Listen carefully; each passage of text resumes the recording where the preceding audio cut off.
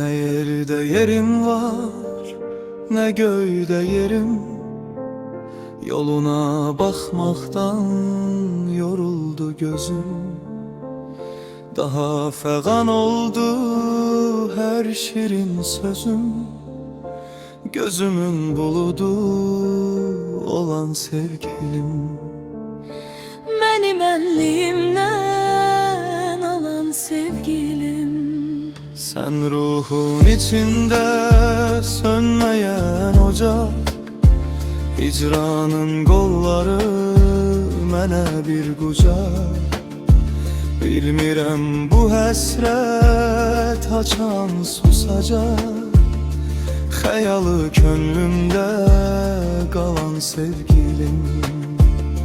Beni benliğimden alan sevgilim. Ağrıdan sızlayır könlümün sazı. Bozulmaz alnımdan bu kara yazı. Gelmedi ömrümün baharı yazı.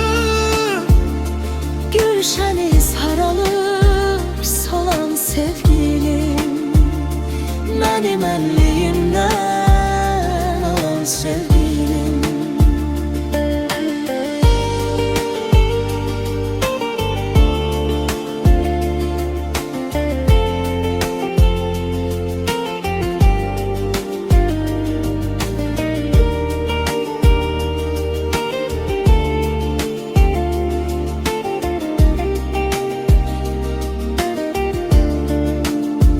Bəxtim bir yolçudur, mənzili itir.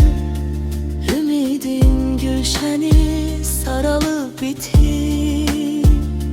Gör məni talihim hara ötürür. Vüsalı məşşərə qalan sevgilim.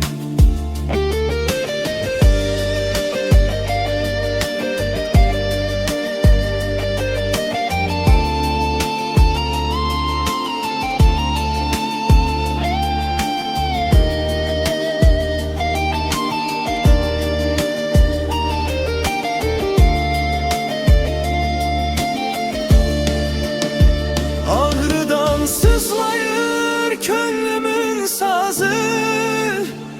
Bozulmaz alnımdan bu kara yazı. Gelmedi ömrümün baharı yazı. Gülşeni saralıp solan sevgilim. Beni benliğimden alan sevgilim.